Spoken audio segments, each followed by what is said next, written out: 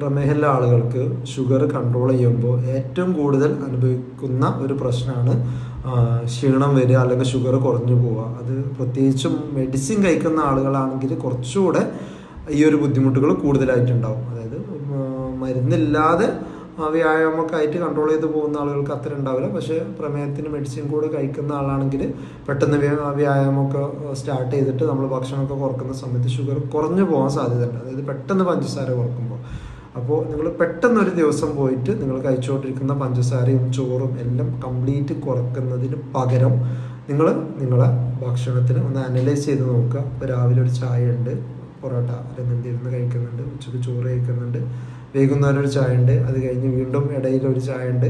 അങ്ങനെ ഇതിൽ നിന്ന് ഏറ്റവും കൂടുതൽ ഷുഗർ കൂടാൻ കാരണമായിട്ടുള്ളത് ഏതാണോ അതിനെ മാത്രം കൺട്രോൾ ചെയ്യുക. അതായത് നിങ്ങളിപ്പോൾ ഒരുപാട് ചായ കുടിക്കുക, ഇപ്പോൾ 4-5 ചായ കുടിക്കുന്ന ആളാണെങ്കിൽ അതിന് 2-3 ചായയിലോട്ട് ചുരുക്കാൻ വേണ്ടിയിട്ട് ശ്രമിക്കുക. ചായയിൽ ഒരുപാട് ബിസ്ക്കറ്റ് കൂട്ടിയിട്ടാണ് ചായ കുടിക്കുന്നതെന്നുണ്ടെങ്കിൽ ബിസ്ക്കറ്റിന് പകരം ഈ നട്ട്സ്, സീഡ്സ് അതുപോലത്തെ സാധനങ്ങൾ അല്ലെങ്കിൽ മുട്ട പുഴുങ്ങിയത് അത് ഉൾപ്പെടുത്താൻ വേണ്ടിയിട്ട് ശ്രമിക്കുക. നിങ്ങൾ നല്ല കൂടിയ അളവിൽ ചായയിൽ പഞ്ചസാര ഉപയോഗിക്കുന്ന ആളാണെങ്കിൽ പെട്ടെന്ന് ആ പഞ്ചസാര കുറക്കുന്നതിന് പകരം ഇപ്പോൾ 2 സ്പൂൺ ഇടുന്ന ആളാണെങ്കിൽ ഒരു 1.5 സ്പൂൺ ആക്കിയിട്ട് നോക്കുക. ഒരു 5-6 ദിവസം കഴിഞ്ഞാൽ അത് ഒരു 3/4 ആക്കാൻ നോക്കുക, ഒരു 1/2 സ്പൂൺ ഷുഗർ ആക്കാൻ നോക്കുക. ആ രീതിയിൽ നിങ്ങൾക്ക് ബുദ്ധിമുട്ട് വരാത്ത, അതായത് പഞ്ചസാര നന്നായിട്ട് ഉപയോഗിച്ച ഒരാൾ പെട്ടെന്ന് ഒഴിവാക്കി കഴിഞ്ഞാൽ ചായ ഭയങ്കര നല്ല കയ്പായിട്ട് തോന്നും, അത് നമുക്ക് കുടിക്കാൻ തോന്നില്ല. അപ്പോൾ നിങ്ങളുടെ ശരീരം അഡാപ്റ്റ് ചെയ്യുന്നതിനനുസരിച്ച് മാത്രം അത് കുറച്ചുകൊണ്ട് വരിക. നിങ്ങൾക്ക് ക്ഷീണം തോന്നുന്നില്ല എന്ന് ഉറപ്പ് വരുത്തിയിട്ട് മാത്രം അത് കുറയ്ക്കും. പെട്ടെന്നൊരു ദിവസം കുറയ്ക്കരുത്.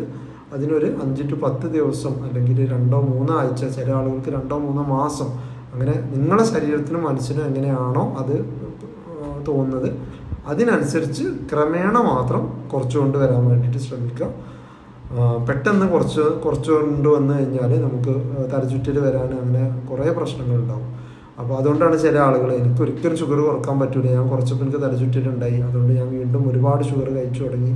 അപ്പം അങ്ങനെ ചെയ്യുന്നത് നമുക്ക് ഹെൽത്തി അല്ല. ശരീരം നല്ല രീതിയിൽ ഒരുപാട് ബുദ്ധിമുട്ടുകൾ കൂടാൻ ചാൻസ് ആക്കും. അങ്ങനെ പെട്ടെന്ന് കുറച്ച് വീണ്ടും പെട്ടെന്ന് കൂട്ടി. അപ്പോൾ അതിന് പകരം കൃത്യമായ അളവിൽ കുറേശ്ശെ ആയിട്ട് കുറച്ച് കൊണ്ടുവരാൻ വേണ്ടിയിട്ട് ശ്രമിക്കുക. അങ്ങനെ ചെയ്തു കഴിഞ്ഞാൽ ഈ തലചുറ്റൽ ക്ഷീണമൊക്കെ നമുക്ക് പ്രിവെൻറ്റ് ചെയ്യാൻ പറ്റും.